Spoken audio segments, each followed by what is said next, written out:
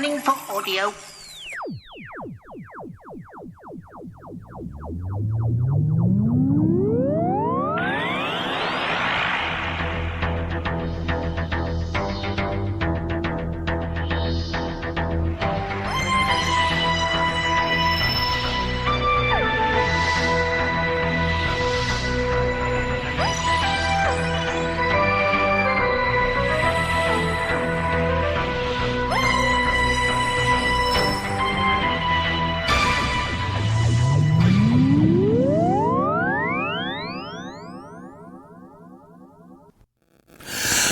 Hello, welcome to another Tin Dog podcast.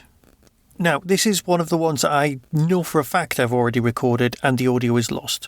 So this is a reconstruction using screen grabs and photos of what's going on. You know what I mean. Look, basically I'm having to re-record this review.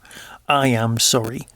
I actually thought I'd released it ages ago, but I hadn't. So I'm an idiot. Bear with.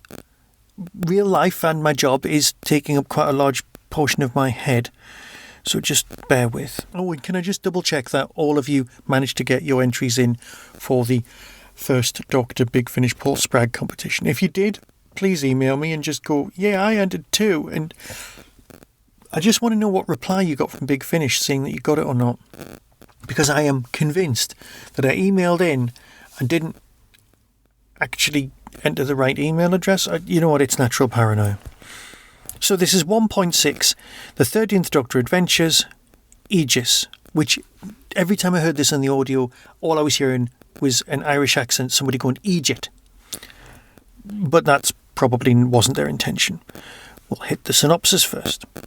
The Doctor and Yaz must infiltrate the Aegis Protectorate interplanetary defence expo in search of someone who has been dogging their travels. As the Doctor digs into the company's main export, the sinister Trojan Program, Yaz faces a battle of her own. Will they finally uncover the truth about the tourist? Please note this collector's edition is limited to 1,500 copies. And here's the important bit. Oh, and the next release is... it's got an ice worry on it. So that'll be 1.7. So although this sells itself as the end of a series run, a story arc, so to speak, it's kind of not, because the next release is 1.7. So was this meant to be like a 6-story run? Okay, so do you remember back in the day when Bad Wolf kept appearing, right? And we were like, okay, I've got you, it's Bad Wolf, that's going to be important. But the references and the mentions were really tiny. They didn't affect the narrative going forward or anything like that. The ones here have been slightly bigger. Okay? There's been whole scenes in episodes where the tourist has interfered with the plot. Because Big Finish know that we're in for the ride. We're going to buy, like, offset. We're going to buy them all because we want to know what happens. Yeah? You can be more obscure. You can be more left field with your references and your characterizations. Now, obviously, you need to do the things that make things fit of the time. References to Sheffield. That's the relationship between Yaz and the Doctor, which is different from a lot of other relationships between the Doctor and the companion. But you get it. That's how you make something of its time. And let's face it, of its time is a whole Doctor's regeneration ago. 2 if you count Billy Piper turning up. But let's not go down that road and upset people, shall we? No. These were episodes made to feel as if they're happening while COVID was happening. And you know what? In your head, try and work out how many years ago COVID was. Because you'll have trouble, because you'll feel it was either ages ago or really recent, and you won't be able to do the maths. Because I keep asking people, and they're the same. That's another conversation for another time. I am rambling, me? As I said, this was one of those missing episodes that I've already recorded. So I am just repeating myself, and I'm worried about repeating myself within this particular... So shut up, Michael, and get on with it. Right. Is it a good story? Yes. Is the whole biomechanoid armour thing just got a feeling of Warhammer 40,000 from Games Workshop? Yes, obviously. But that comes from lots of other sources as well. That's not really going to be a thing. And the Doctor affecting arms dealers. I mean, let's face it, on the whole world of evil people, arms dealers is going to be quite high up on that one. So they're not low-hanging fruit, but they are obvious targets. And it works. But then you've got what the Trojan Program actually is in reality versus what we're told it is. And that's interesting, narrative-wise, and it does present you with, again, the payoff for the tourist. It doesn't feel as well thought out as it could have been, which is weird. Because let's face it, they had lots of time. The exposition of the tourist, I kind of go, what, eh? I actually had to rewind it and listen to it again, which is odd because I don't normally have to do that with Big Finishes or Doctor Who's at all. I kind of just let them wash over me and I enjoy them. But I was going, no, this is important. I need to know what's going on. So then I rewound it. Now, all right, I was driving at the time, so I might have been concentrating on, not crashing. But I pressed the back button and listened to that whole chapter again so I could find out exactly what was going on. You have different narrative structures and strands going on in this, and it is really well constructed, genuinely. It's not the greatest of payoffs, but it does have some beautiful moments. I've found that with this range, with this Jodie Whittaker range, there's been some absolutely lovely, what Pertwee used to class as his moments of charm, his bits where he would almost break the fourth wall and talk to the audience rather than to the companions. But let's face it, that's the whole point of the companion in the first place. So that the Doctor's thoughts can be vocalised in conversation. That's narrative, that's how it works.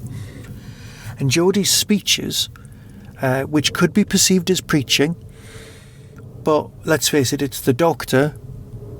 They're always going to be perceived as preaching because that's what the Doctor does. The Doctor tries to make everyone better, but make it their own choice. That's a Tennant thing. That was always my issue with Jodie's Doctor, that she seemed to be channeling Tennant and she didn't try to be making it her own as much as she could have. But that's possibly it. I don't know. She is wildly enthusiastic, and so was Tennant's Doctor. But so was the Doctor supposed to be. So was Matt Smith. The Doctor is always going to be enthusiastic. He's very rarely miserable. And when he is miserable, he's Peter Capaldi. I am still very surprised that he's not come back and done the audios. But that's another story. What I'm saying is, this particular story feels like it rounds off a series, but the series continues next month with another release. And I am very excited to hear some Ice Warriors. Right. Here's the trailer and decide for yourself.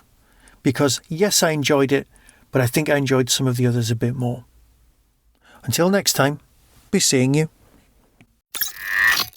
Our civilizations are more connected than ever through a network of peace and prosperity. We've been jumping across time and space following the tourists' clues. We nearly died multiple times for an advert. Well, technically, it's an invitation to that expo thingy. From Big Finish Productions, Doctor Who, the 13th Doctor Adventures, Aegis. Danger still lurks in the darkness of space. We're entering Borak swarm territory.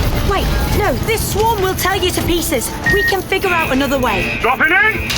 Here at Aegis, we offer you more than weaponry. The Aegis Protectorate has brought peace to multiple star systems. Can the oncoming storm claim the same?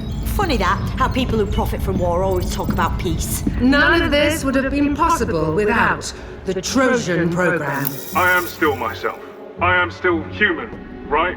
The tourists begged us for help. Then why not just tell us where and when they are? Stand down, Constable. They are more than capable of taking over for you. Who are you? Who are you? What makes you so special? Here at Aegis, we offer you the peace of mind to build the future your world deserves. I'm going to be the Doctor's new companion. So discover how we can help you build a brilliant future under our shield. You're not Yaz. I am! Choose innovation. Choose peace. Choose Aegis. Big Finish, for the love of stories.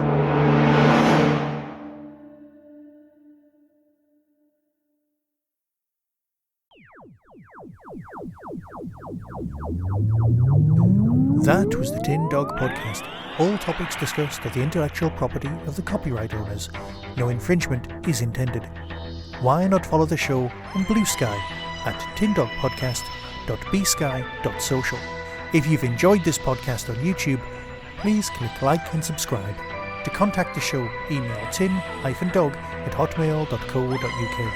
The Tin Dog Podcast is a founder member of the Doctor Who Podcast Alliance.